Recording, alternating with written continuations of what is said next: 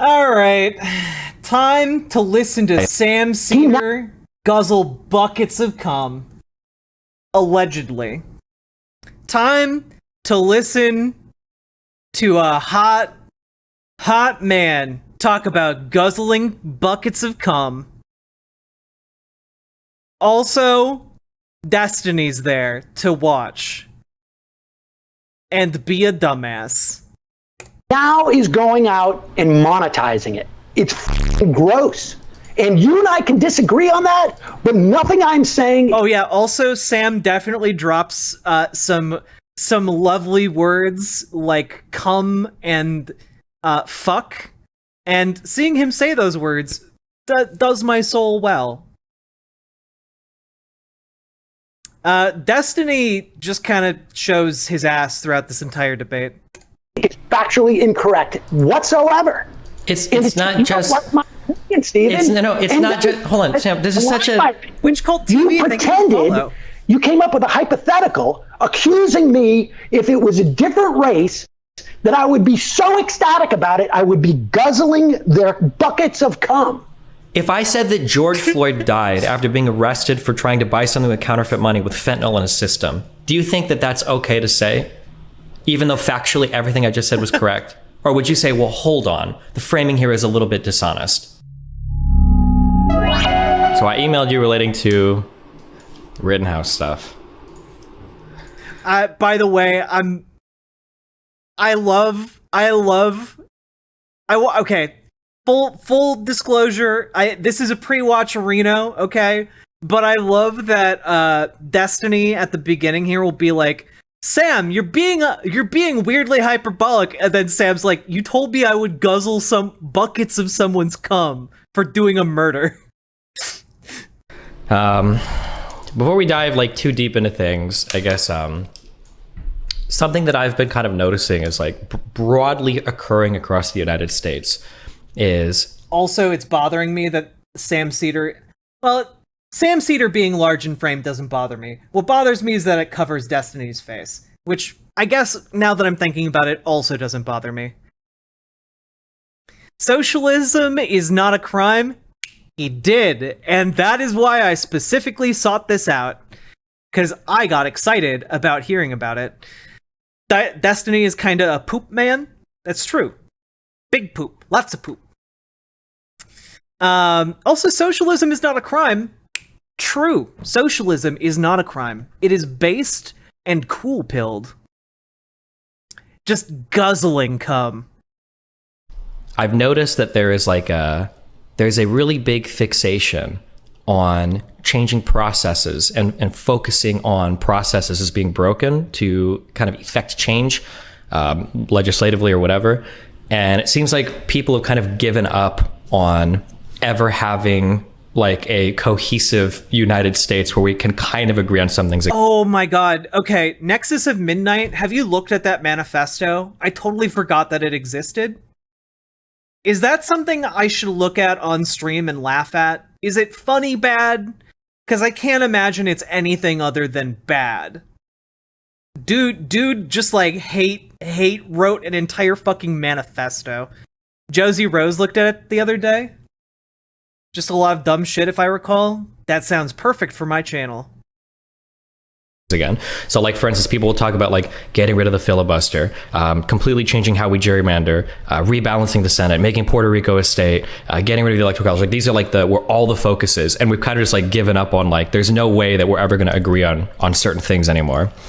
So I guess when I have conversations with people, especially people that I disagree with, conservatives, I usually try to start from a point of like common understanding, like, okay, what are some things that we do agree on that are real? And then from there, we kind of like move to other conversations, I guess. Does that make sense?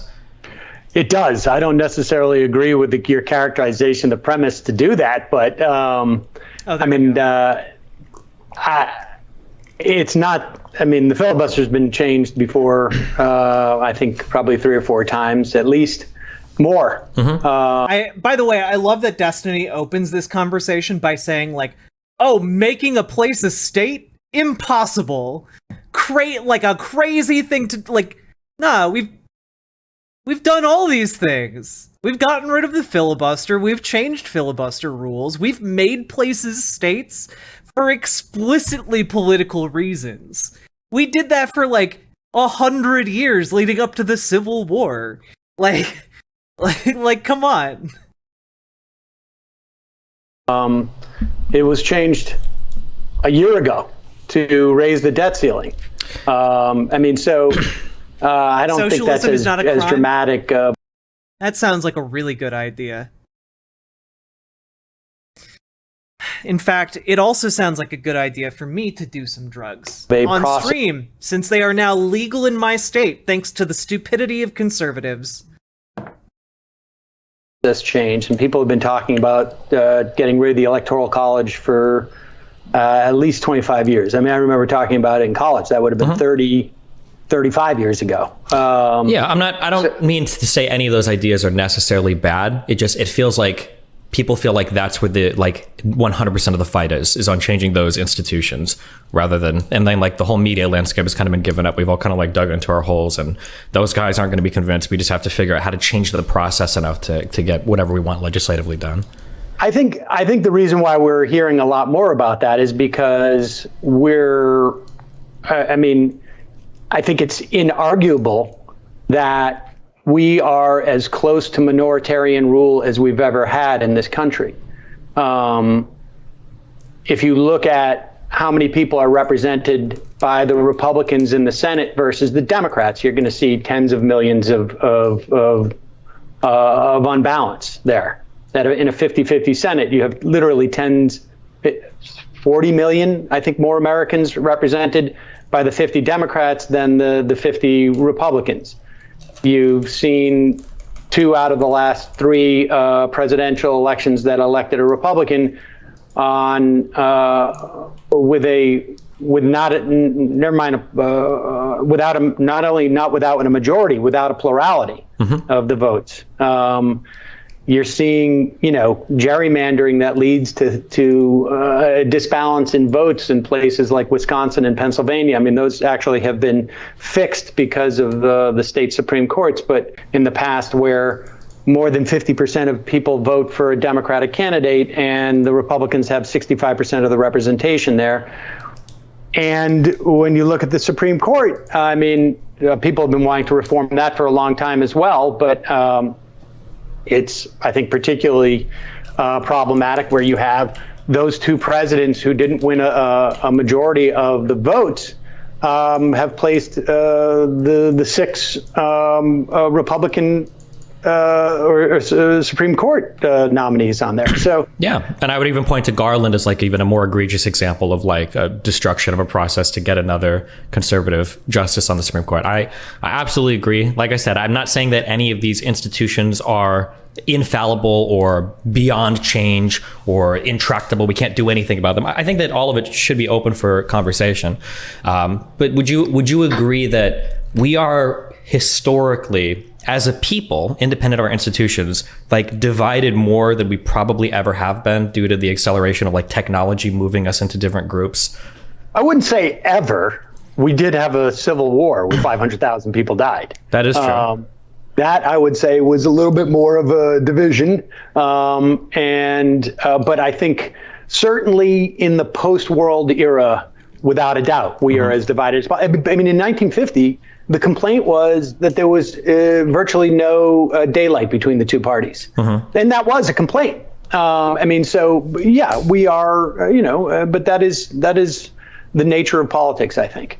Sure. I kind of agree with the nature of politics, but I feel like the technological aspect and then the kind of as much of a capitalist as I am, I think for-profit media combined with like... I'm doing good. Just had some legal weed, and we're watching this silly debate where Sam Seder is going to say many, many times, guzzling buckets of cum.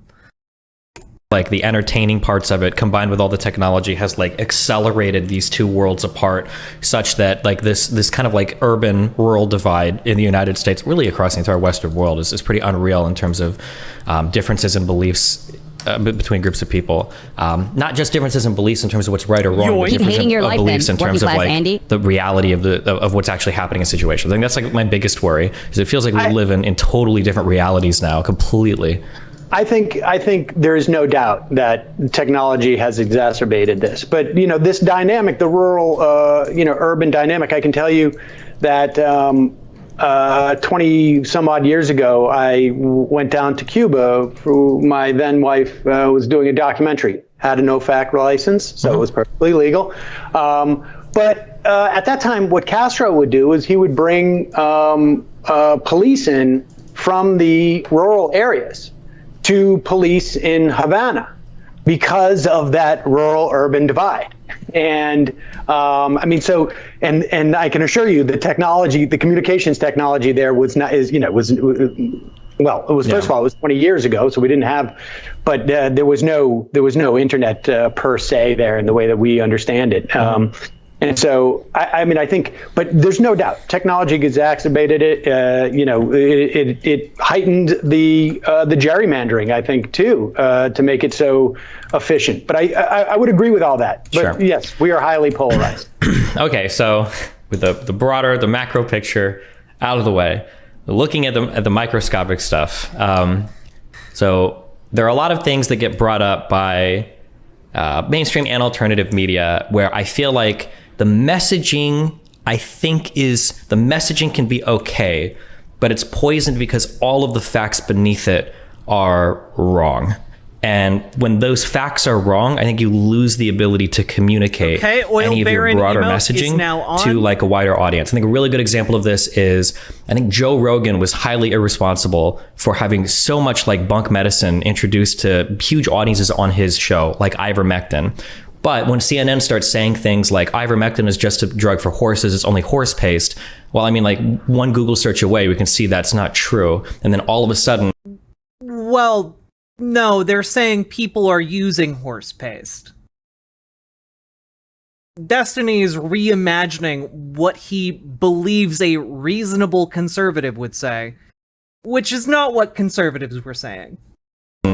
Joe Rogan is spreading bad information about medicine. That message, which is true, becomes undermined, I think, because... And also, people were saying ivermectin does not work on COVID because it doesn't. People are getting some of the facts wrong.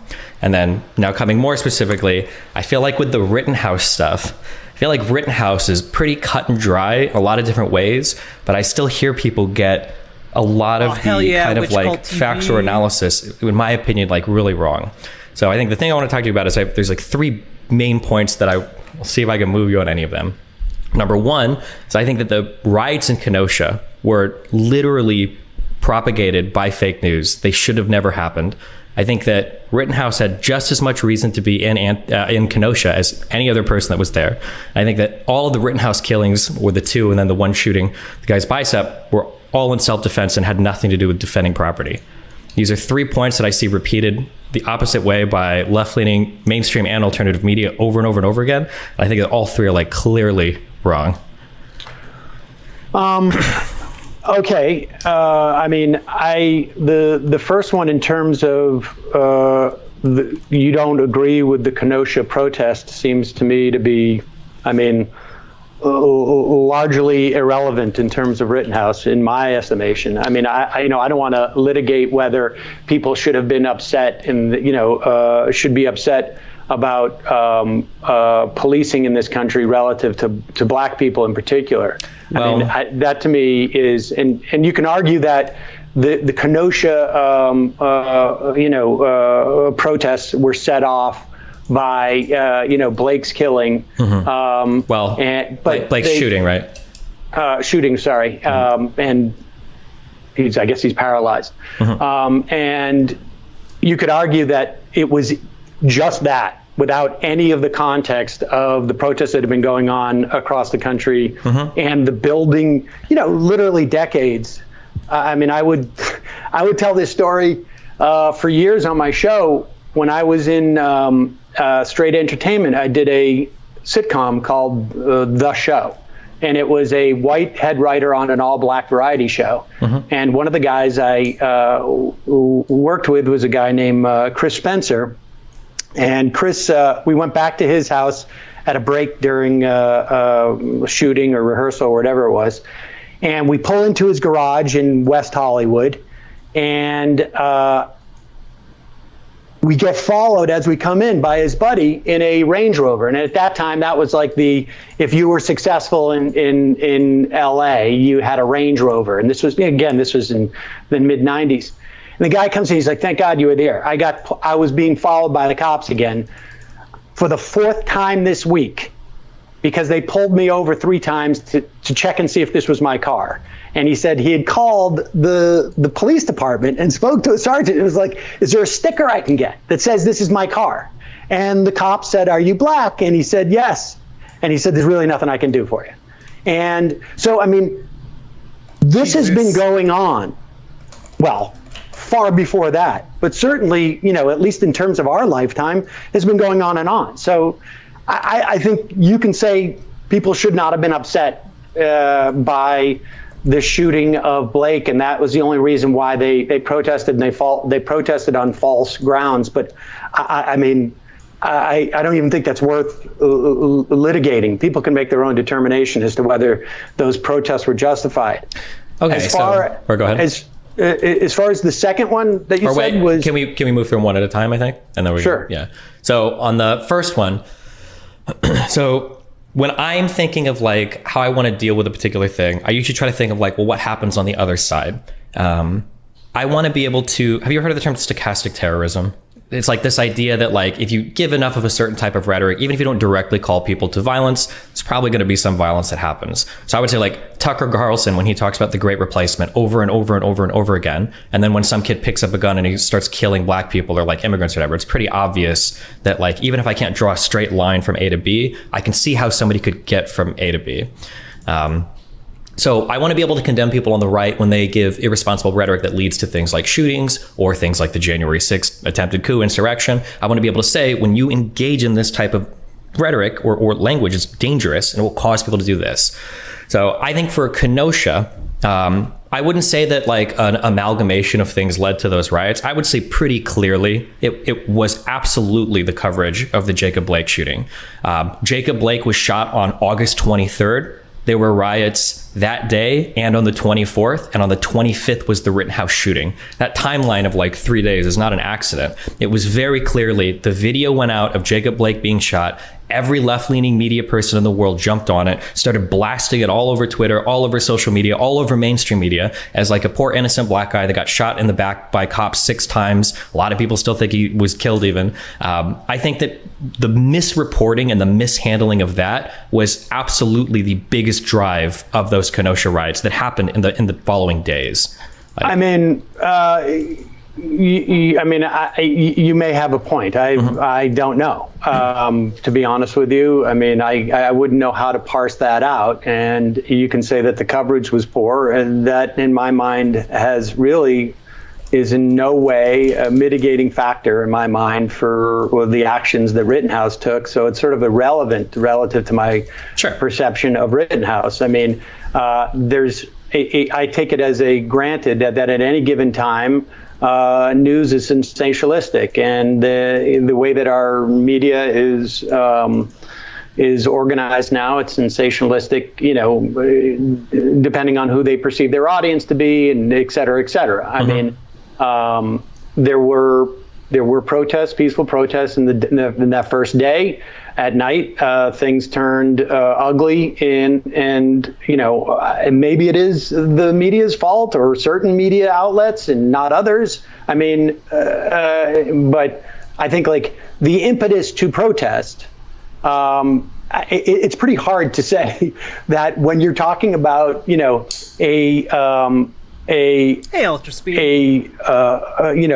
preceding whatever 12 to 18 months you want to say, where you've had some of the biggest protests about police shootings that the country has seen, to say that that's completely divorced from that context, I mean, I think there's a very hard argument to make. But like I say, relative to Rittenhouse, none of that is relevant to me. Okay, sure. Yeah, that's fine. And I would agree that other things are playing into it as well. Like, I'm not going to argue against police, like even the facts of the matter relating to police bias. There was a huge, like over 100 million traffic stops. The Veil of Darkness study that I think was published in Nature Human Behavior or whatever. I mean, so what you were talking about with your friend being pulled over in the Range Rover, like, yeah, I mean, these are pretty unarguable. So I wouldn't disagree with that. But the Kenosha stuff being spurred on by what I would consider to be essentially fake news was, I thought, a little bit troubling. But for point two, I hear this a lot. It's repeated a lot. I've heard it on your show quite a few times. This idea that like Rittenhouse drove over state lines, or he drove to a neighboring city. Like his dad lived in that city. He worked there as a lifeguard. It was like a 20-minute drive. I don't think that I think he had just as much right to be in that community as literally any other protester there. I don't think that's. I think the point, when people say that, in my estimation, is that it's one thing I own a bodega, or my dad owns a bodega, let's say. And I go down there and I sit in the bodega, and maybe with a weapon, maybe not, and to protect that. And I think, look, we can't know what is in Kyle Rittenhouse's, mind or heart in that moment. Maybe he felt such a close connection to that community that. That's what spurred him on to grab a gun and go down there and patrol, or not. I mean, I don't know. You don't know. We can't know that. It is material insofar as, crossing state lines makes it seem like it's further away. I don't know if I ever said crossing state lines. I think in the video that you took, I mean, my understanding of why we're here is you saw a video of mine on Twitter and or through Twitter, and you reached out to me. That's conceivable. But, I had very little coverage of the Rittenhouse case itself. In fact, none of the actual case. Sure. I think I did a video following the verdict, but it has been not so much a policy, you could say, but just like I don't watch legal cases.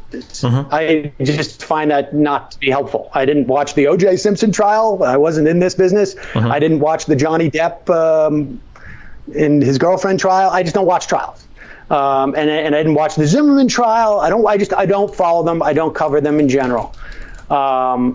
Because I think, that's why you have like a spectacle, I think. Yeah, I remember you mentioning this, that like it seems a little bit dramatic. And I would agree that people definitely, I mean, we've seen that with the Amber Heard Johnny Depp stuff, that it's a sensational thing.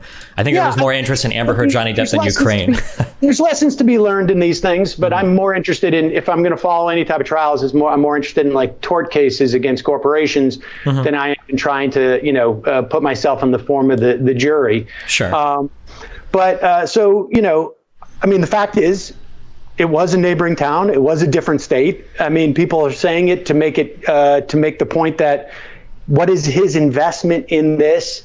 I also think that it's a point, but it's a minor one. I don't think it's a huge point. I don't think that I ever made a big deal of it. And to be honest with you, I don't watch much other coverage of anything.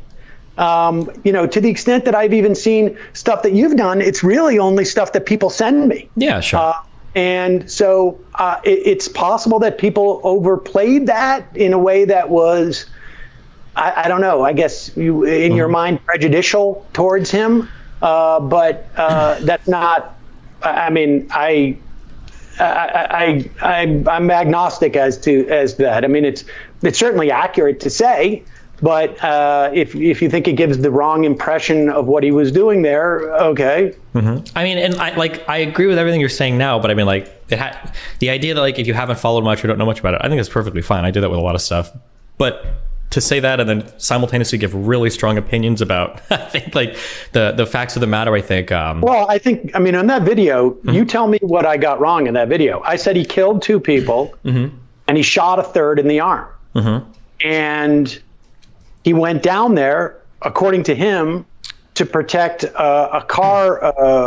So I think dealership. So this is that his buddy his buddy's friend was asking him to protect. Well, so to be clear, a couple things. On the last part, the reason why people were down there was because on the 24th, the Kenosha Guard formed on Facebook in response to a car dealership, over 100 cars and neighboring buildings being set on fire on a block, right? So that's why that like little militia thing formed on Facebook. Now, whether he heard about it from Facebook or a friend that heard about it on Facebook, there was a reason why that had formed. It wasn't just randomly like, I'm going to go down to a place.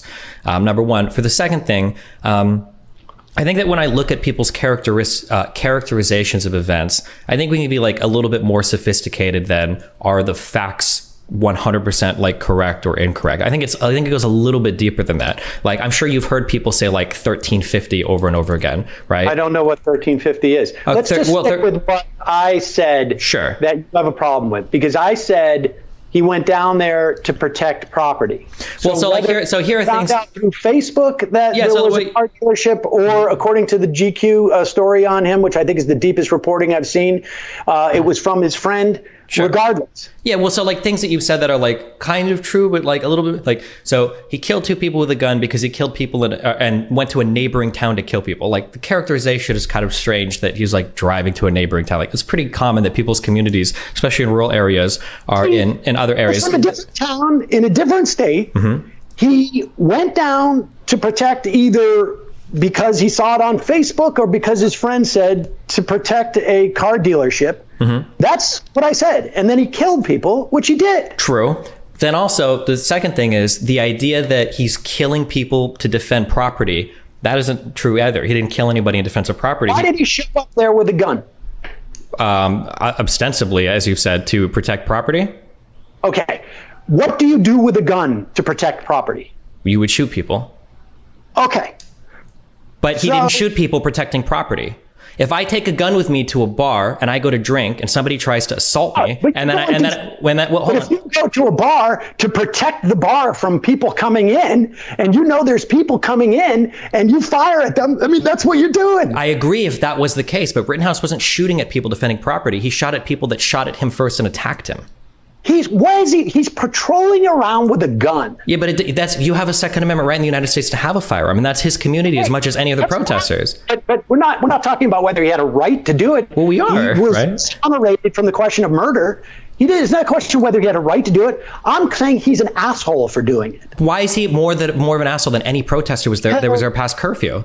You go down there with a gun. Well, he might be, but he shot. Not only did he shoot people, not only make the decision, I'm going to go down there with a gun to protect property. And if I'm going down there with a gun, that means that if push comes to shove, I'm going to shoot people. Mm-hmm. And so whether he thought, oh, I may end up having to shoot somebody because people will see the gun and come at me because I've got a gun and they want to disarm me, or they want to come. He's going into this situation with a gun, not for the express purpose of anything other than to protect property. Sure. Right? I mean, he's not going there to protest these things.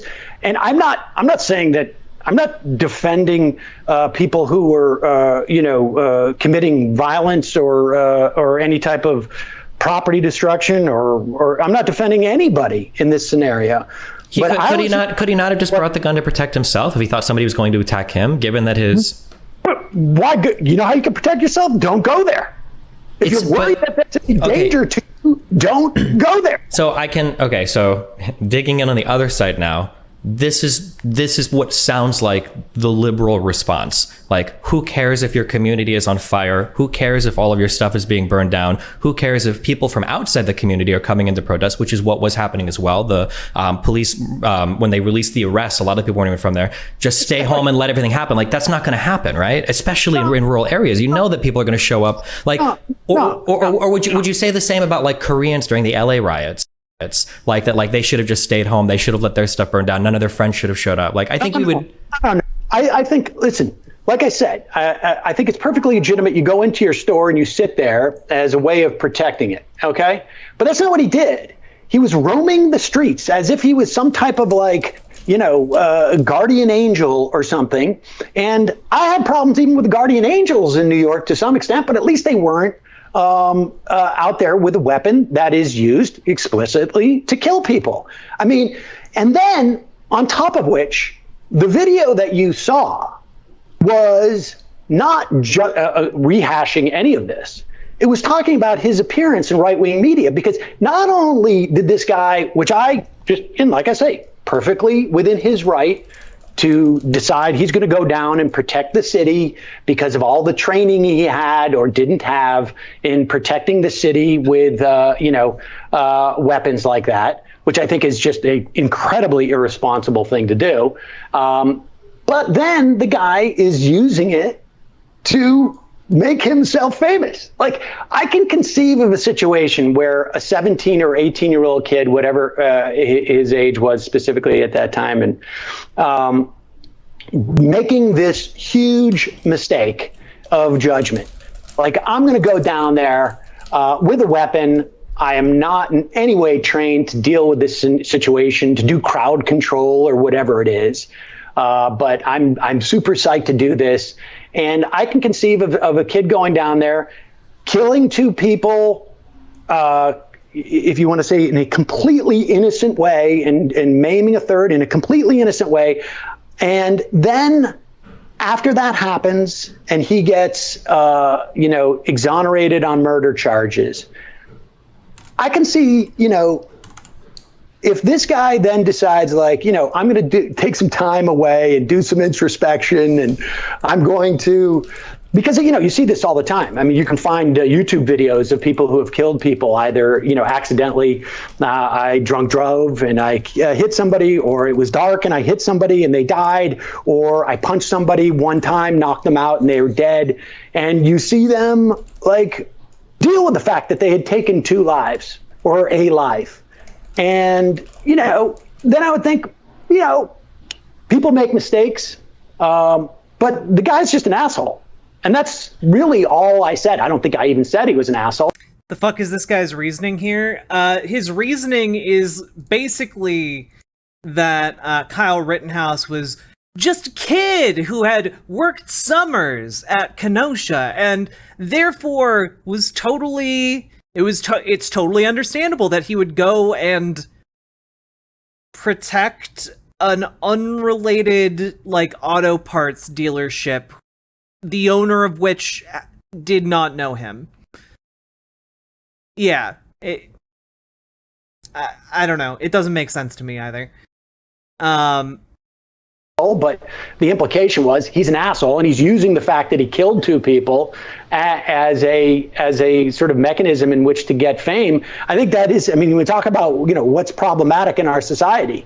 So, him trying to get fame, I think, is the natural consequence of how people on the left treat him. If one side is going to cast you as a villain, you can't be surprised when they run to the other side to be cast as a hero. Otherwise, you're just going to sit there and have your life destroyed and then get nothing out of it. I'm not saying his action in right-wing media is good, but given how many people say he killed black people, he was a white nationalist. The guy that called into your show said that he was I think he compared him to Hitler Youth policing civil rights marches, and I think you said that was a valid point.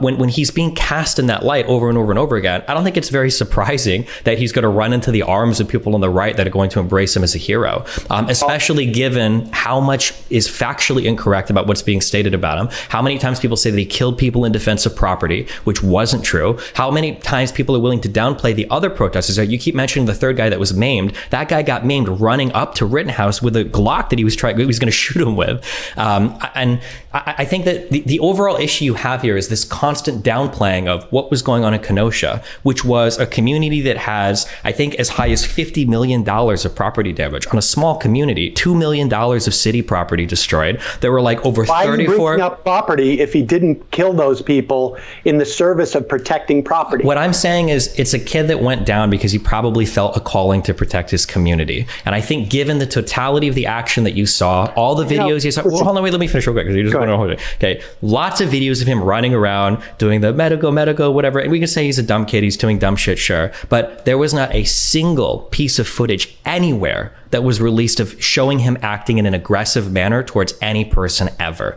That never got released, ever. And instead, all we have are videos of him moving when being asked, offering water bottles and bandages or whatever to people that are saying things. There's videos that were released weeks before of him cleaning graffiti off his property, I think trying to join some youth police or whatever bullshit. It seems to me, based on everything I've seen, probably just a kid that was concerned about his community. Given that his dad lived there and he was a lifeguard there for some years, that's not the most inconceivable thing ever. So right. Given that his community was literally being destroyed, given that all the videos show him showing up to clean up graffiti, offer water bottles or whatever, showing that all of the provocation. Yeah, sees the thought. I used to think that Destiny had really good rhetoric. And then I realized that Destiny just does what Ben Shapiro does. He just doesn't have the billionaire funding behind him. You know, all he does is talk really fast and have a decent grasp on rhetoric. But Destiny's rhetoric is dog shit. It's really, he's really not that smart. He just gish gallops or throws a bunch of points out there, or tries to be well, you can only do A or B. Which do you do? You can only fuck a goat, or you can fuck a corpse. Which one do you do? Oh, you want to fuck, you're gonna fuck that corpse? That means you're pro-necrophilia. That's his entire shtick. But faster. That was on video was other people attacking him, and that's what happened over and over and over again. The first shooting only happened after a guy behind the first victim got shot into the air behind him. I don't think it's fair to say that Rittenhouse went there with the goal of being this bloodthirsty murderer that was just trying to protect property, waiting to find somebody who was going to start. I didn't say that. No, you didn't. But this constant phrasing of what he's doing, and then a quote that you use. Well, wait, real quick, because you did a whole ramble. You said 20 things that I disagree with. Just real quick, you use this phrase. Also, I added the Peepo Sit emote to our follower emotes. So if you follow the channel, you have access to Peepo Sit, and I hope you enjoy him because it's one of my favorite peepos. I was concerned someone might go in and steal Skittles. That was a phrase that you used as well when talking about the destruction that was being wrought on this community. And I think, that was my final point, that if you were to, I hate to pull the conservative one here, if you were to reverse the races here, I think that all of the coverage on the left would have been far different. If it was a black person that shot 3 white people that were marching through an all black community setting fire to it, I think everybody would have been on their high horses defending his right to be in that community and defend their property from white supremacists going through and marching through and burning stuff down. Okay, so you have a problem with me saying Skittles because that's, I guess, hyperbole. No, it's not. It's the downplaying constantly of the damage the writing was causing and making him seem like a Hitler guy. Yeah. So, first off, when that guy IM'd me in that video, it was in response to this guy's conservative media tour. Okay.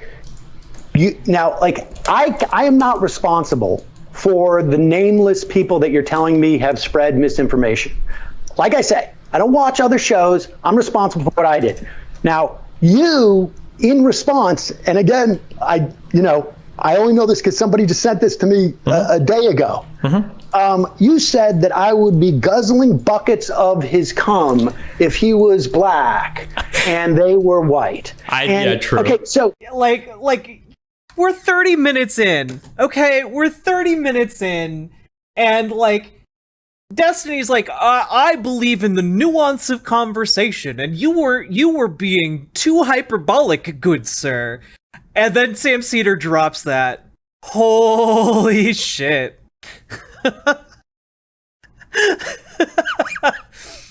Oh god. So now, aside from the issue of whether I would guzzle buckets of cum in any scenario, you're creating a straw man. I listen, because first off, I've been doing this for 18 years, and if there has never been a situation where this has taken place, the reverse scenario you're talking about, that may be instructive, but you would never find me ever celebrating, and particularly a guy who's celebrating the killing of anybody. ever. Oh, real quick. It looks like we got another clip here. 1 second. Oh, there he is. Oh no, Sam Seder, what a fucking nightmare. Oh no, Sam Seder, what a fucking nightmare. Oh no, Sam Seder, what a fucking nightmare. Oh no, Sam Seder, what a fucking nightmare. I always respect people who enter into the arena. You're gonna do anything you can to avoid the debate. Come on, man. No idea that you were taking your show off early last time. I had no idea this was going to happen. Oh no, Sam Seder, what a fucking nightmare. Oh no, Sam Seder, what a fucking nightmare. Oh no, Sam Seder, what a fucking nightmare. Oh no, Sam Seder, what a fucking nightmare. I always respect people who enter into the arena. Seems that even Crowder had gotten some cold feet, so I don't think he's coming. Why is that? I would love to ask him myself. He's not even answering anymore. Oh no, Sam Seder, what a fucking nightmare. Oh no, Sam Seder, what a fucking nightmare. Oh no, Sam Seder, what a fucking nightmare. Oh no, Sam Seder, what a fucking nightmare. Oh no, Sam Seder, what a fucking nightmare. Oh no, Sam Seder, what a fucking nightmare. Oh no, Sam Seder, what a fucking nightmare. Oh no, Sam Seder, what a fucking nightmare. I had no idea this was going to happen. I thought Ethan was a stand-up guy.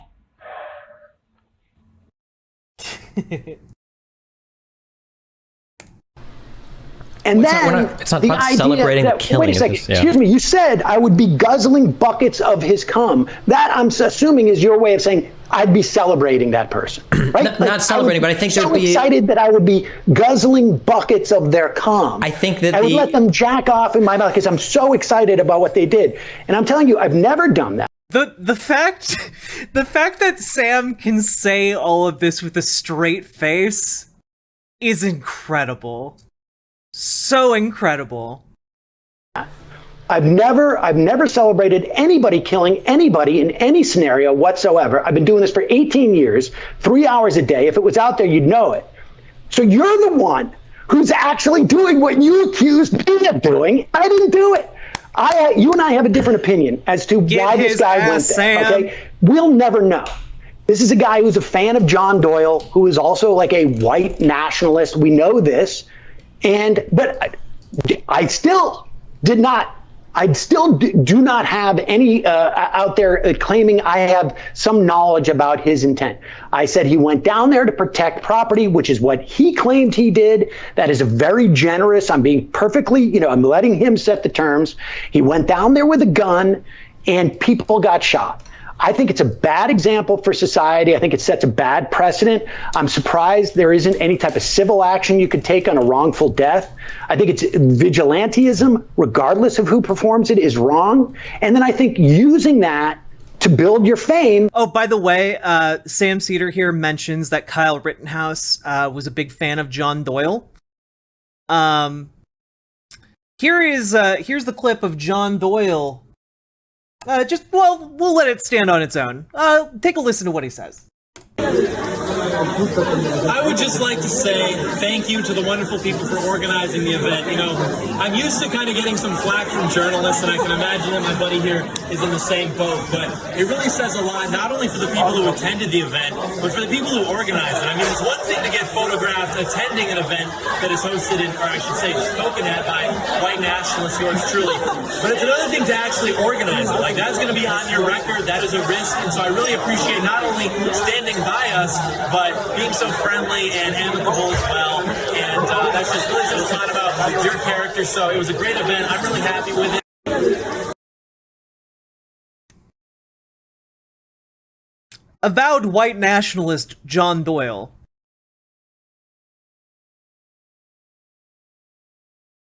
That's who Kyle Rittenhouse was a huge fan of. It's fucking gross. And so I think the guy's an asshole. And so that's all I've said on these videos. And you've gone on to say like that a hypothetical situation where I'd be so excited, I'd be jizzling, sucking people's cum because of it. And it's like, you're doing exactly okay, what straw man me for doing. Give me a second then. Okay. Justin Belmont, maybe, but I think you might be confusing John Doyle with Matt Walsh, which is understandable. They're basically interchangeable.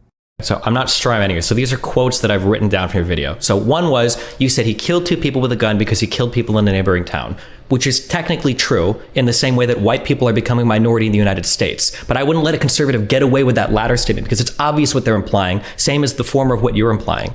You're implying that he's like traveling to some community that has no ties to. And you said as much in this conversation that you're like, well, I don't know why he would go down there, right? Not everybody lives in New York City. Like a 20-mile away town might be a place that you have close ties to. Don't do that to me. I grew up in Worcester, Massachusetts. I've spent 15 years living in a rural area where my neighbors are cows. Then how is it so inconceivable that a town like then how is it so inconceivable? I know the majority of people I know own guns.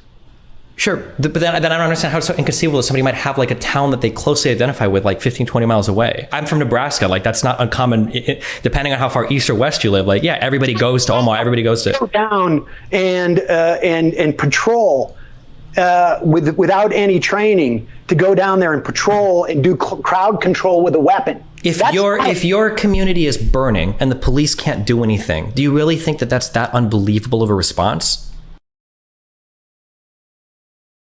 Yes, actually.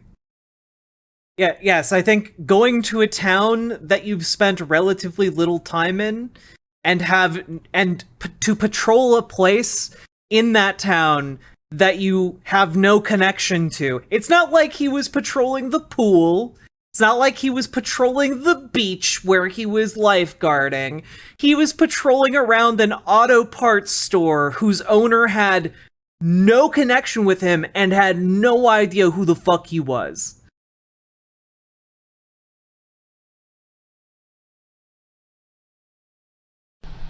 That you would go, that I would go down there with a gun? Yeah. Yeah.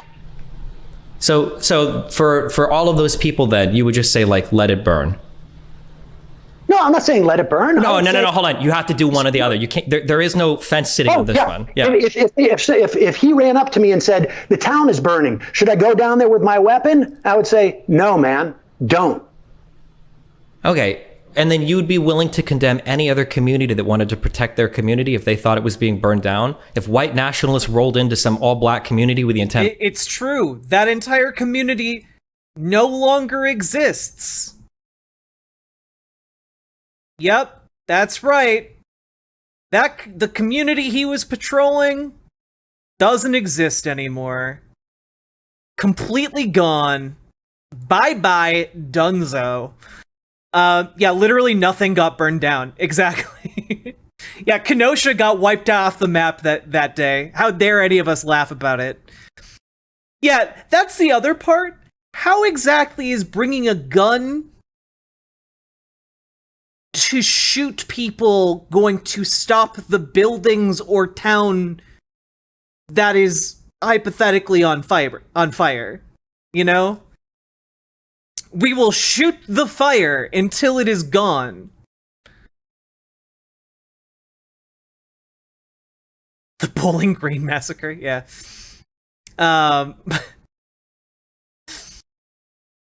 With the Tulsa race riots, whatever, they wanted to roll down and burn everything down. You say like, well, you guys should just leave. You don't have any right to protect your community. Just go. No, we wouldn't leave. Remember now, he's still traveling there. So, I'm not saying don't leave.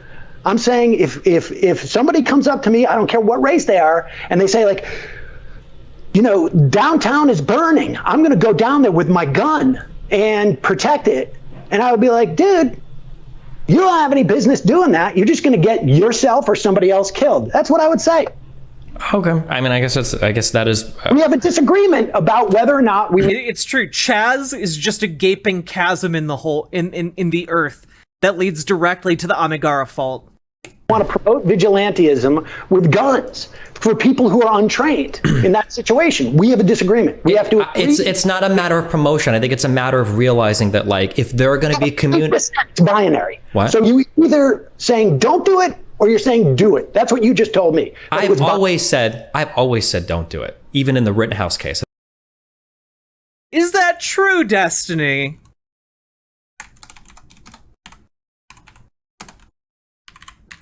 Is that true? You've always said don't do it?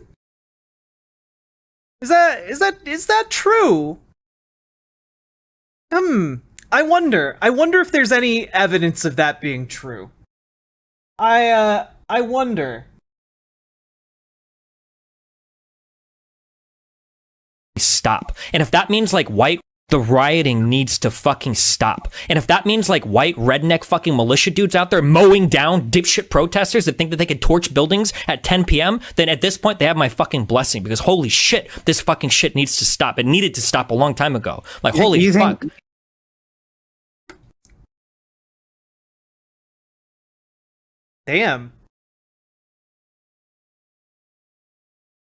Damn, I seem to recall like a significant period of time when Destiny is talking about this specific topic where he's definitely not advocated for not going there and mowing down protesters. Or sorry, he definitely has advocated for going down there and mowing down protesters. He did do that, like, a lot.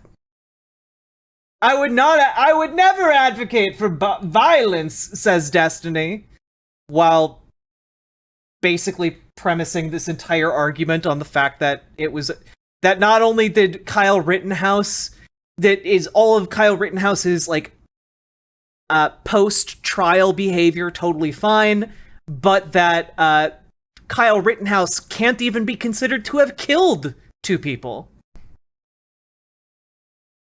So I think going there was stupid. I've always said the same. But you and I are in agreement. No, we're not in agreement, because something being stupid isn't the same as something being morally wrong. I think anytime you're willing to like risk dying for— Yeah, except the rooftop Koreans, like, I don't care what people like Kyle Rittenhouse view themselves as. You know, like, they're going to justify their own actions, but they aren't the same as the rooftop Koreans who literally owned the stores that they were protecting. Like, or had like family members or lived there.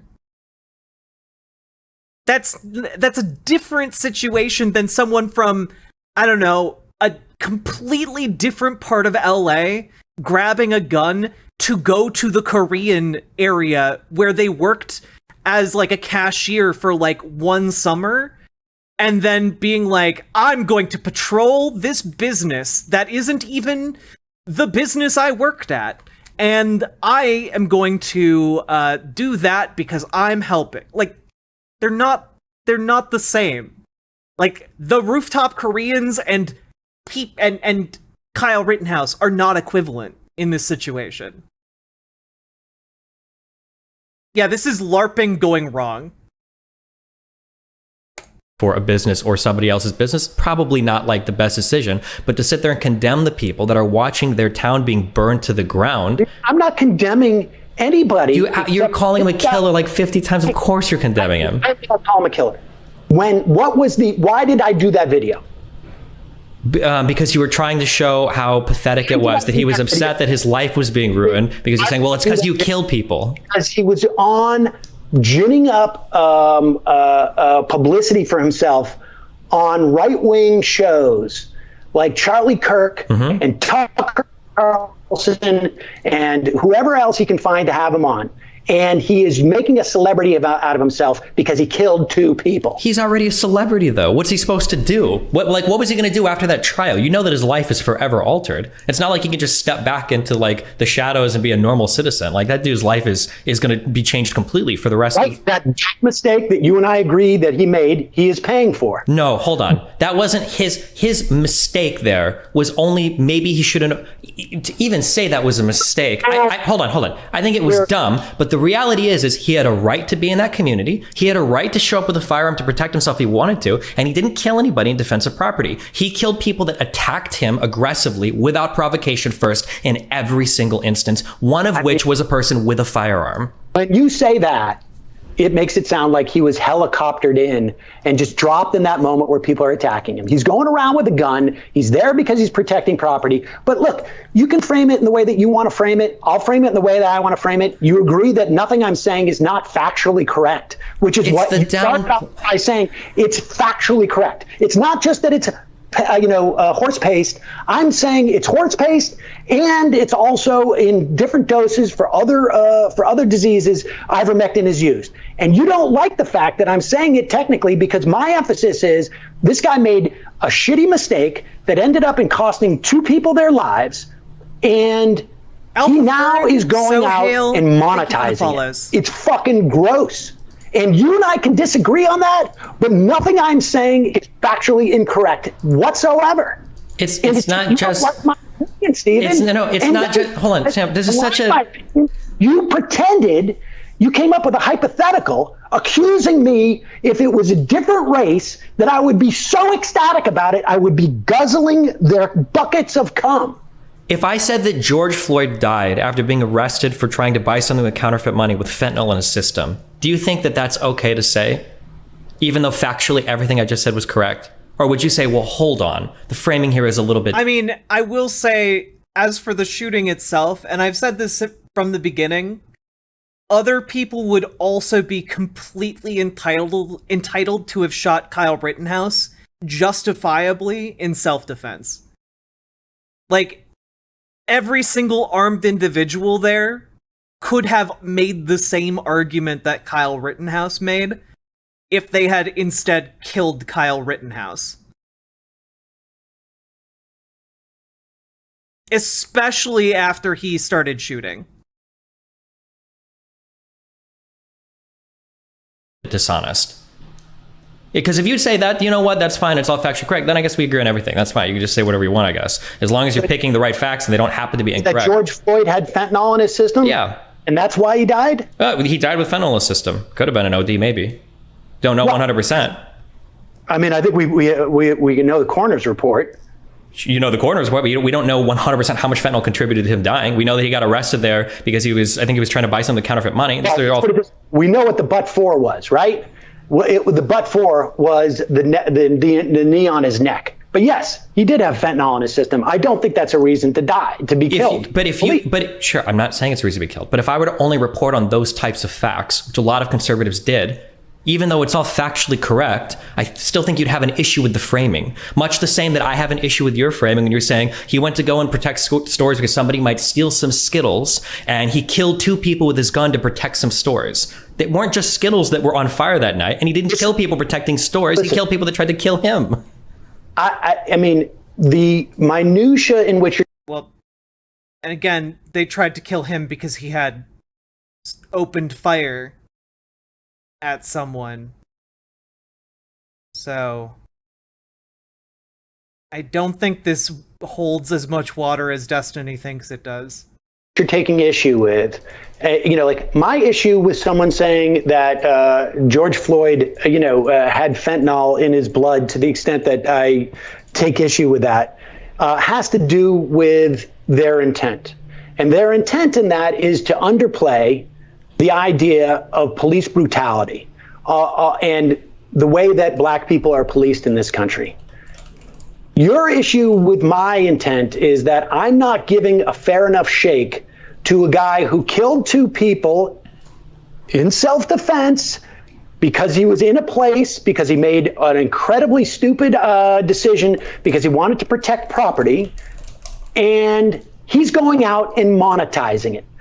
I am perfectly willing to accept that I am framing it in a way that makes that point that he is an asshole for going out and monetizing it, and that I'm framing it in that way to make that clear to people, because I want to discourage anybody, regardless of what their race is or what their ideology is, picking up a weapon and deciding they're going to play, sheriff or whatever it is, protector of the car lot. Sure. And I guess my issue is I feel like do you agree that the riots were like destroying Kenosha? Because I would say Yes. Kenosha no longer exists, chat. It's true.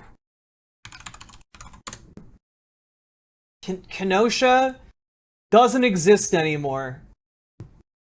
It's totally gone. By the way, just as an FYI, if you've never looked at Kenosha on a map, it's right next to Milwaukee. And like, it's in a pretty highly densely populated area.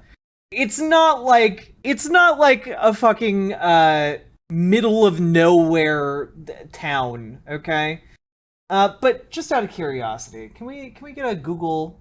Let's take a look at Kenosha.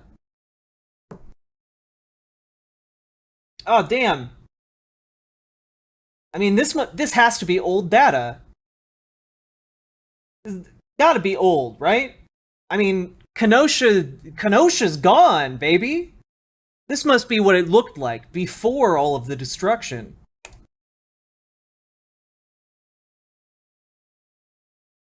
Damn.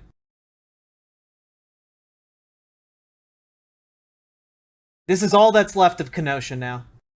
It's just one wall. On the other side of that wall, nothing.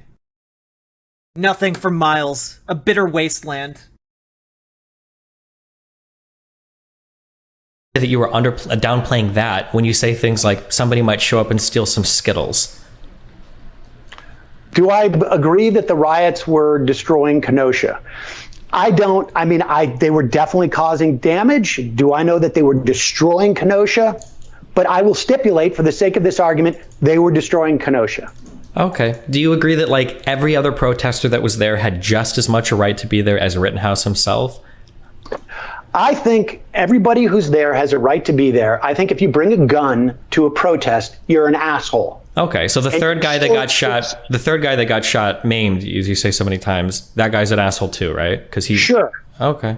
But you know what? You don't deserve to be shot because you're an asshole. I don't think. True. Sam Seder being based. I don't. I wasn't saying. By the way, Destiny looks completely cowed throughout this entire debate because Sam just bites all the bullets. He's like, yeah, sure, that guy's an asshole, but he doesn't deserve to get shot.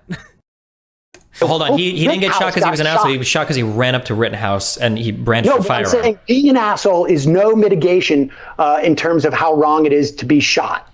And so I don't think Rittenhouse should have been shot either. Mm-hmm. Okay, well, I guess... I mean, I told you... I think that calculation changes after Kyle Rittenhouse shoots someone in the crowd. This would be a short conversation because we just have a fundamental disagreement as to, like, you know, whether his actions were appropriate. And I would say that, like, you're still on this thing, and I'm reacting to the fact that he's out there monetizing it, and I can't imagine for a moment that you could justify him going out and monetizing it. Well, it's not so much justifying as it's just this thing will happen over and over again, where one side of the media, Destiny's entire chat is just obsessed with the buckets of cum and the guzzling. The right or the left, will massively come out and just totally shit on some dude, and then 2 weeks later they're like, "Oh my god, I can't believe he ran to the other side." Like the Rittenhouse stuff on day one with the other side. Well, you know, if you're so adept at rural areas, you tell me what side he was on. Well, he just seemed like a kid that liked his community. He just seemed like a normal dude. That's what he. Just a normal kid who liked his community with a gun stashed in another state. For some reason. Just a fun-loving teen who loved his community and who went and got a gun stashed in another state, who loved watching white nationalists on YouTube and started patrolling around the building with a bunch of people who didn't know him. That makes sense. it looked like. Every video.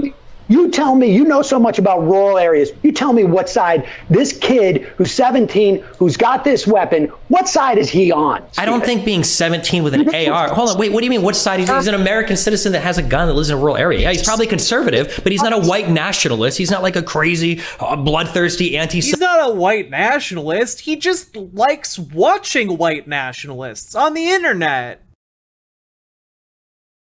Civil rights murdering crazy dude. Like, he's just a kid with a. John Doyle. What do you think about that? I don't know that much about John Doyle, but everything I've read isn't terribly good. What do you think about that? I don't know when you say John Doyle because the media was mean to him. Why didn't he like somebody else? I don't know. John Doyle is virulent. This sounds like when my mom says that, like, oh, Obama is a terrorist because he was friends with Bill Ayers when he was younger, and Bill Ayers is part of the Weather Underground. Yeah, but it's a bit different than that, Stephen, because it'd be like if Obama was actively watching a terrorist network. You know? Not, oh, Obama knew a guy 50 years ago. I don't know what a 17-year-old's interest is in John Doyle. I do know that people went through all of his social media and every account he's ever posted on, didn't find anything racist, didn't find anything horrible, didn't find any anti-BLM. I'm pretty sure they found pro-BLM stuff on his shit. Maybe he's really good at hiding it. He just knew he was going to blow up into international coverage, so he managed to scrub all of it. But oh yeah, here's just totally fine John Doyle here. Also going to say the deal Holy Mary, Mother of God. I hate how bureaucratized everything is now. We have to file reports. The sheriffs in Texas today have asked me about That's what the bad. Like, I'm not trying to be just John Doyle casually asking why the police in Texas don't go and put bullets in the heads of every queer in a gay bar. Yeah, totally. Yeah, very much equivalent to what Stephen Bunnell III is talking about here. But what is this John Doyle thing? What is the tie to Rittenhouse and John Doyle? Can you tell me? Like, how are you so convinced that he's so bought into, like, whatever white nationalists or crazy stuff the John Doyle guy is presenting? You hear this audio? No, I don't. What is the audio? And also, wait, is this pre or post shooting? This is him on some Blaze show saying how much he loves John Doyle, and then John Doyle coming out and giving him a hug. Okay, so this is post-shooting. Post-shooting. Right. Yeah, but the reason he would want a hug from John Doyle would be because he watched John Doyle content a lot.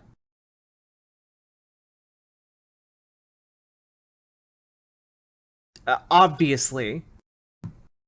Shooting, it wouldn't surprise me if this guy became friends with every right-leaning person in the world because of the reason that I literally just gave. If you're going to be cast as a villain on one side, of course you're going to look to not just right-leaning. I mean, this guy. To bolster Sam's argument here, this guy literally wants police to kill all the gays. That's what John Doyle advocates for on his show. Guard and protect your local church. Guard and protect your local pregnancy. Call them in advance. Bring rifles and men with you, or we can just keep talking. Oh God. I just remembered this part of the debate. Whichever you'd like. That's a quote from John Doyle. Wait, what was necessarily wrong with that quote? What was wrong with that quote, he says, about a man who literally advocates killing gays?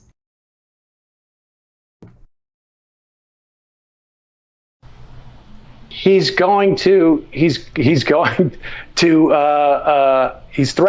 pregnancy centers with guns. Oh, wait, what was that? I heard churches in the beginning. Can you read that quote to me again? Wait, hold on. And wait, is this a quote just recently over the Roe v. Wade thing? When did Rittenhouse talk to him? Yeah, this is, well, I don't know. Well, I mean, isn't that kind of important? Because if you're showing me John Doyle quotes from a few weeks ago relating to Roe v. Wade, and yeah, John Doyle just had a come to white nationalist Jesus moment. After the Kenosha shooting, Before that, he was a perfectly good, God-fearing socialist, I'm sure. But who can say? It's not like John Doyle has hundreds of thousands of people who watch his YouTube channel, and it's not like he has an extensive history going back years posting white nationalist content. But who can say? Rittenhouse, John Doyle been making quotes like this. I mean, what does white nationalist Jesus look like?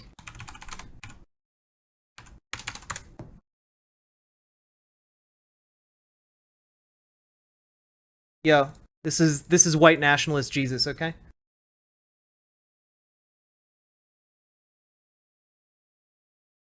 That's white nationalist Jesus. There we go. Boom. Controversial moment. It's a pic of Shabiba. Nah, it's just white Jesus. Jesus wasn't white, bruh. Anyone depicting Jesus as a white dude, I don't know, that seems kind of weird and sus to me. all right, fine. People can go search. Maybe John Doyle is not a self-described. Sure. He might be a Christian fascist nationalist. He might be. I've heard that before. I don't know. I'm just saying that like it wouldn't. No more than I do about it. Sure. I'm just saying it wouldn't surprise me that with the massive condemnation and villainization of the left, that Rittenhouse is probably going to look to whoever is going to accept on the right and then connect with whatever media entities or people are going to be connected via that. That's not surprising. But I don't think that you can blame him for that if we're constantly casting him as a villain. That's just going to be, he's 17, 18 years old.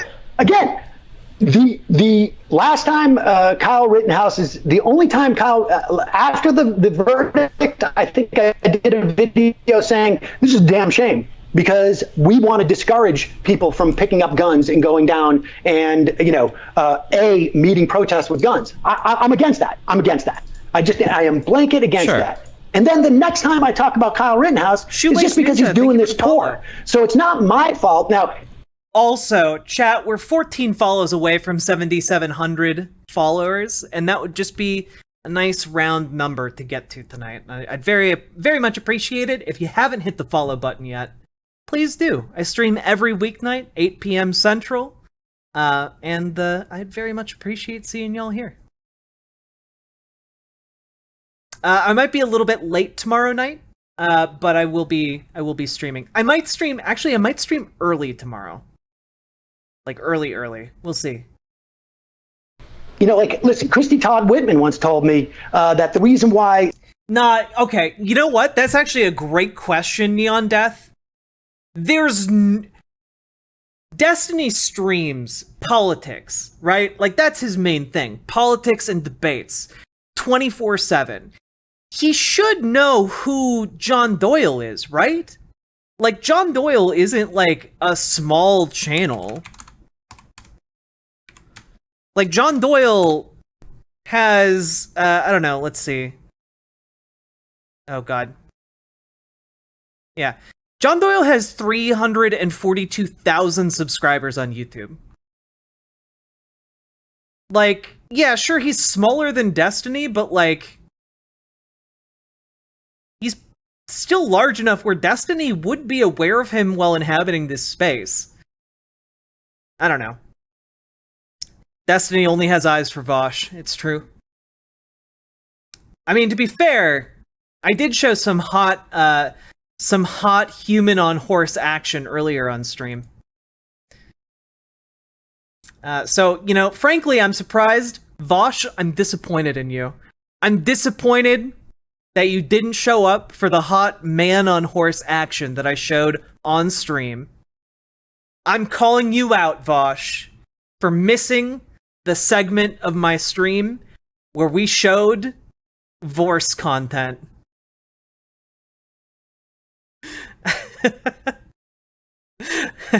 Hey, Koopa Shell. This is for you. Oh, teacher. Can a horse love a man? Should a horse love a man? Look, I don't know. Do you want me to show the clip again? Nah. Danny Boy the Great? That's bullshit. Okay, that's horse shit. That was Jake Sully in a Navi body having sex with a horse, okay? As a man, He knows what he's doing, okay?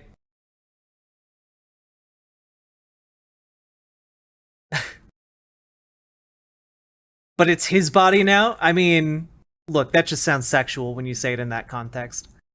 The conservatives don't buy True, into climate change is because the liberals are so uptight about it. I mean, if this guy is going to go and socialism is not a crime. You're new around here. Earlier this very stream, we went from talking about the freed peoples who allied themselves with the British in the War of 1812, who were then relocated in an uncharacteristically honest act by the British to Trinidad and Tobago, and who live there still, and they're a community called the Murricans.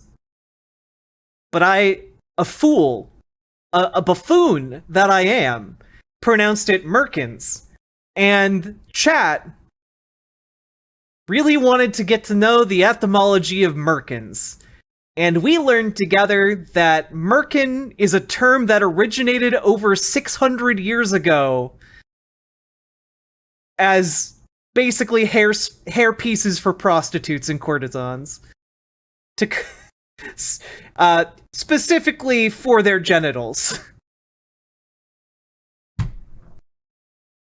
And we went on a journey together from covering the War of 1812 and the resulting communities that arose and their Baptist origins, to learning a lot about prostitute fucking in old times. Merkins and Merkins, not to be confused. Go out and monetize and become a celebrity because of this stuff. I'm sorry. I think he's an asshole. There's really not much else to talk about. I mean, there isn't. Okay. But while we're here, because some other people sent me some stuff. Go for it, yeah. Citizens United, you have done. I saw one a long time ago that somebody sent me, and I didn't mention your name on the show because you said I knew nothing about the case. Yeah. And I have, over the years, done literally dozens of interviews about Citizens United with constitutional law professors, with statutory law professors, with Feingold himself, whose law was overturned by Citizens United. And your characterization of the case is just bizarre to me. And, somebody sent me a second one this week that you did. Hell yeah, brother. Them's communist words. I heard words like universal health care, and I thought to myself, brother, is that the USSR coming back? I've been watching Red Dawn on repeat for the last 20 years. Did, and based upon the way you responded to my video, Koopa Shell, Citizens United is the court decision that allowed businesses to be considered people and effectively to be able to lobby infinite money into our political system. Yay! About Kyle Rittenhouse, where I had nothing factually wrong. You didn't like the framing, but your framing was assuming that if this happened to different races, that I'd be guzzling buckets of his cum. So you were really basically doing what you accused me of doing. What do you think I'm incorrect about, factually incorrect about relating to the Citizens United case? Well, you seem to think the case was just about what Citizens United did. Well, I mean, the ruling is a broad ruling, but the facts of the case are the facts of the case. Yeah, the facts of the case are the facts of the case, but you can have a narrow ruling or you can have a ruling that answers a question that was not even asked by the plaintiff. And that's why Citizens United is such a bad situation. I don't care if the facts of the case where the Supreme Court found that, okay, Citizens United had spent enough time, producing documentaries to qualify as an actual, film company, and therefore could put that advertisement on. That would have been whatever. Oh, okay. Yeah, sorry. Actually, Danny Boy, you are correct. The Citizens United made corporations better than people, because people have limits that they can limits to how much money they can spend on supporting politicians. Citizens United basically uncapped them. They can funnel infinite money into politicians and political campaigns. Who cares? But they went ahead and completely superseded and addressed a question that they were never even asked by the plaintiff. So the court went way beyond where they needed to resolve that question, and you didn't seem to understand that.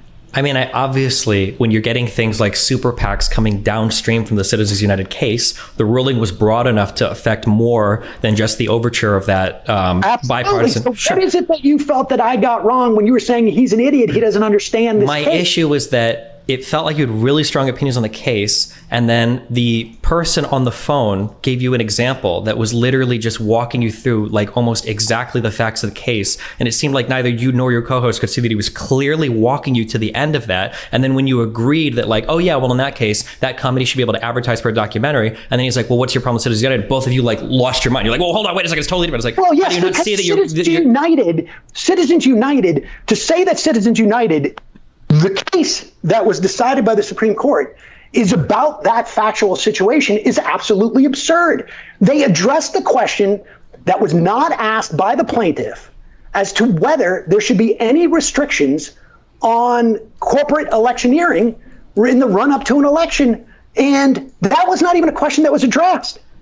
Sure, but I mean, like, you can look at what Stevens wrote in the dissent. Sure, yes, I understand, but I mean, like, it felt to me, I guess I can never really prove it, that watching the caller walk you through the facts of the case, and then it seemed like neither of you were familiar with it. I'm not saying that I'm pro Citizens United or that I think that it was a good decision. I just think it feels like a really complicated question, and I feel like whenever people bring it up, then it's very easy. Like, oh, Citizens United is when the Supreme what? What's the complicated part of that question? Is what is a violation of the First Amendment right to advertise for stuff that might or might not be related to political campaigns in the run-up to elections? Yeah. I think that's a really complicated question.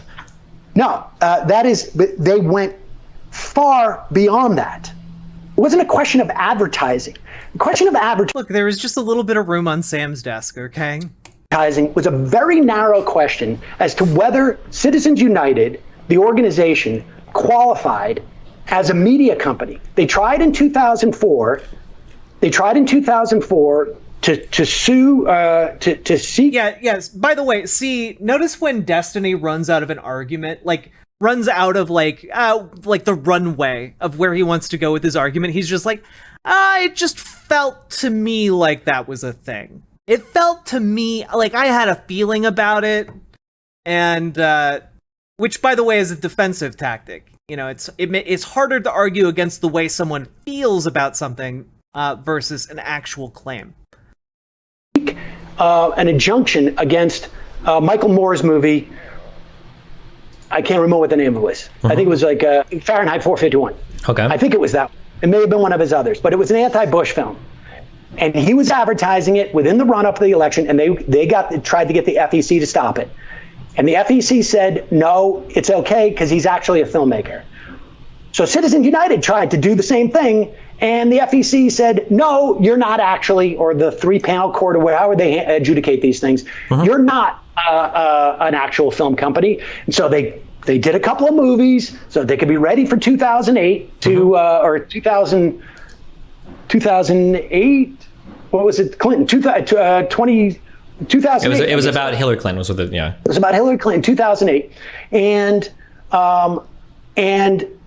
that was the question that was in front of the court.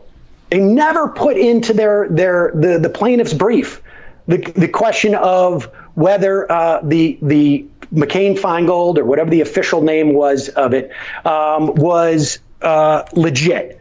Whether you could. Only two genders, sorry. Thank you for the follow, for adding to my follow count. But also, you're just objectively incorrect.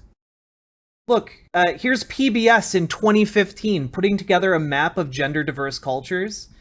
And as you can see, just anthropologically speaking, you are wrong.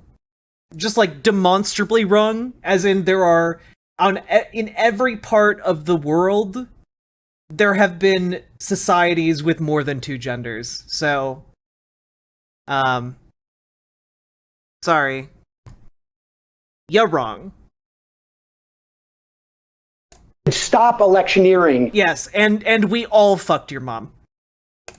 By folks who are explicitly trying to electioneer, as opposed to have an argument that they're putting out some type of media. Yeah, but I think the challenge of the facts of the case the challenge irrelevant because the court ignored the facts of the case and went even further to where they needed to go. And Roberts actually wanted to do the narrow ruling and just rule on that case. And the rest of them said, no, we're not doing that. And off to the races, he capitulated. Sure. I think the issue is figuring out what electioneering is. I think that was the complicated part of it. That what kind of media could be released prior. Sam biting his lip here. He's just like, what? What the fuck are you talking about? The difficult question is what electioneering is. To a run up to an election that would be considered electioneering or not. If somebody wanted to publish there was an easy test for this, and that is the entity formed to produce media? And QB Pie, thank you very much. And thank you for having a lovely and fun name to say. Thank you for the follow. And Mr. Meatballer, thank you for the follow as well. The way you measure that is how much media have they put out over the course of, you want to say 3 years is a reasonable time prior to it, 4 years, 5 years, 6 years, 1 year, 18 months, whatever it is. And that's the way you associate, you determine, is this an actual media enterprise or is it not? And there's ways, you could say the standards that you could use are arbitrary or whatnot, but that is a very easy. I don't think it's a very easy question. If Christopher, hypothetical, sure, 2024 rolls around and Nolan decides that he wants to do a film attacking Trump the entire time, and he's going to put Christopher Nolan, film director, he did Inception and all that. He decides he wants to put out a film that's just basically a massive attack campaign against Trump, and he's got, he raises $400 million for this biopic, massive thing. I think conservatives will look at that, assuming we still have that 2002 Bipartisan Campaign Act or whatever, or the financing thing, and they go, well, hold on, this is a campaign ad. This is ridiculous. You can't have to go, wait, excuse me, I'm a filmmaker. This is my right to do this. It's like, okay, well, we want to form companies and make movies too. No, you haven't had those companies long enough. I think that these questions, and I'm not trying to say I even agree or disagree. What Citizens United was. And Roberts was willing to say Citizens United can show their ads because they have proven, just because they went into the film business, but they put out 2 films, they have a track record of it. I would say Nolan could do that, and I would say Citizens United could have done that too. But that's not what Citizens United, the case, is about. The case we're talking about the broader implications of the case. This is what I'm talking about the broader implication. I'm talking about the ruling in the case.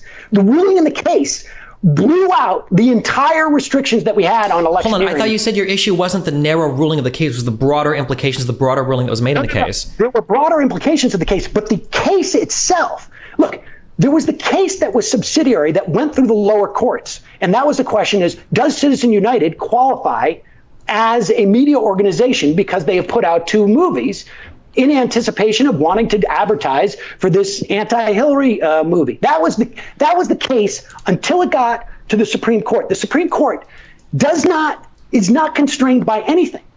And so they addressed a question that was not even brought up in the case, which is there any constitutional validity to the McCain-Feingold bill? And the answer they found was no, but no one asked that question. That was a question they posed to themselves, and they didn't need to. Well, wasn't the issue with the Citizens United was that in order to give them a win on that case, they basically necessarily needed to flip that bill? Wouldn't they have to make a ruling on it, or? They could make a ruling that because they had done 2 movies in the run-up between 2004 and 2008, that they now qualified as a media enterprise and that they could run advertisements for their documentary about Hillary Clinton. So the precedent. So then the precedent here that you would have preferred to set is that any time a company wants to release a piece of media, it has to go through the courts to make sure they have the First Amendment right to do so, to make sure that they're a valid enough media company to do it. Anytime a company wants to release a piece of media 60 days before an election, that is not release, but to advertise on television, on FCC airwaves, to advertise on television an ad about that media, they need to be a legitimate media company. And how do you establish that? They had a criteria. Have they produced films in the past? Have they produced media in the past? Have they had an operation where they have tried to make profit on those? There's a way to establish whether you have a business or not. So then you're saying that the better route to go would be any time any company wants to advertise on FCC airwaves, 30 or 60 days, depending on if it's a primary or a federal election, that all of those are going to be challenged in court. And then the onus is on the person trying to exercise their First Amendment right. They need to go before court and they need to prove to some arbitrary threshold, because it is going to be challenged a million different ways. Well, hold on. My company has actually produced 4 or 5 films. Oh, okay. Well, what about the fact that your company was just acquired by somebody else? What about the fact that your major shareholder that just bought the company 45 days ago is somebody that isn't involved in that? Okay, well, that's it, or whatever. Like, there are a million different ways that case could go. And the idea that every single time somebody wants to advertise about a political issue leading up to an election, the U.S. courts are going to be the ones to decide whether you're allowed to exercise that First Amendment right or not. Hold on, you're talking a lot. Okay, I agree with you that we might not truths. I agree. No. Yes, ignoring the existence of an apparatus to make that measurement that existed. In fact, that's why they were challenging that system. Sam, okay, hold on. I don't understand why you're pretending like it's such an easy test to figure out. Like, oh, well, we have this, boom, boom, boom, boom, boom, and now we can decide. This is going to be something that's going to be argued. It's like fair use. This is going to be something that's going to be argued. I know that it's not super important, chat, but this pleases me. This pleases me. Look, he's holding the little guy. He's just holding that little guy right there. Pineapple croissant. Thank you. Hello. Hi. Cheeseburgers. I like cheeseburgers. I like it when Jack is pleased. Thank you. Continue pleasing me, chat. Literally petting the peepo. In front of a court every single time it comes up. The incentive is going to be there for people to take something. You can't do that. You guys haven't made enough of these films, or your films have all been propaganda, or you guys got funding from this conservative person. You're not a media company. You're just a propaganda outlet. Like, these kinds of accusations are already made between super PACs and PACs. And from now, all this is moot now because the Supreme Court made a much. Oh, and chat, hit the follow button, because we're 11 follows away from hitting that nice round number, and that would please me. Bigger ruling than they needed to. In fact, John Roberts, who had wrote the initial brief, was going to do a narrow one. He was convinced by the other members of the court, the right-wingers, to expand this and attack the entire McCain-Feingold law that existed. And so it's gone. And my point is, you can argue that there's no way for the law to determine, any type of application as to whether something qualifies as one thing or another. That happens every single day, all across the country, by millions of, not millions, by tens of agencies across the country. But if you want to think that can't happen, that's fine. Wait, what is tested across the country by tens of? Wait, I didn't know what that court case was about, and Stephen, you didn't know. Okay, you didn't know. You didn't understand it. You didn't understand He's just uncomfortably laughing or like looking uncomfortably into the camera this entire fucking time. What he's doing right here is just trying to figure out how he's going to like respond to Sam.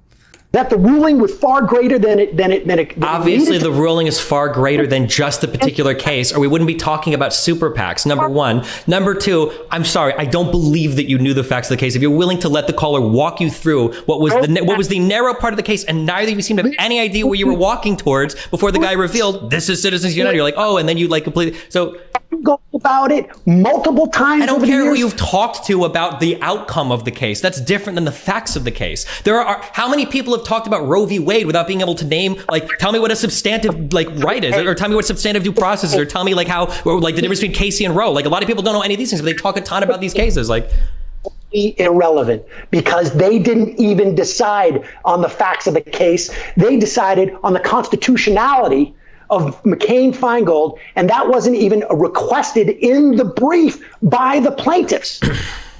You understand, the facts of the case were made completely moot because of what that court did.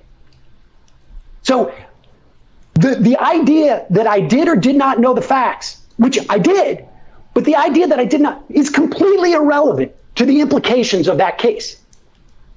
Oh, okay. If you say so, Sam. Is there anything else you wanted to go over? In many respects, too. It's not unlike Dobbs. Okay. They didn't have to Roe v. Wade. Roberts wrote an opinion saying we just want to change the viability standard to 15 weeks so that Tennessee is okay. But they decided, and that 15-week thing becomes irrelevant. The facts of that case become irrelevant in Dobbs because they just decided we're going to change what the meaning of the Constitution is. Well, that's the issue. Destiny just looks so fucking done, bro. The issue is not changing the meaning of the Constitution. I think the issue is that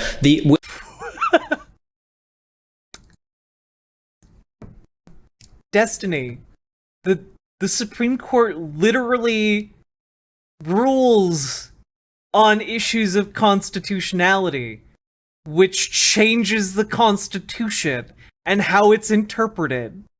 Holy fuck, dude. Like when you're talking about that Dobbs case, I think that what's coming up is precedent from Casey, and the court decided that they didn't like that precedent, so they were going to overrule that. Not necessarily changing the Constitution. No. Casey just changed the viability standard, and Roberts wanted to change the viability standard, and the court ended up overturning and getting rid of the right to an abortion, which had existed in the Constitution for 50 years. Okay, so hold on. Sure, but they disagreed with the rationale for how they got that right from Roe, right? Which, if you're talking about... Wasn't the question. They could have answered the question that was in front of them. Courts do broad rulings sometimes. Sam, a court doesn't only do narrow rulings. There are times when the Supreme Court will make broad watershed rulings on things. Exactly. That's the point of Citizens United, not what that company did. Sure, of course that's the point. But I think in order to talk about the broad rulings, I think it's important to understand the narrow case as well. Because sometimes the difficult broad decisions come from difficult facts surrounding a narrow case. Oh, he's dumb. Fun fact, chat. I actually uncovered an original composition by Stephen Bonnell III on the saxophone. And people, I guess people just haven't really watched it on YouTube or whatever yet. So, just real quick.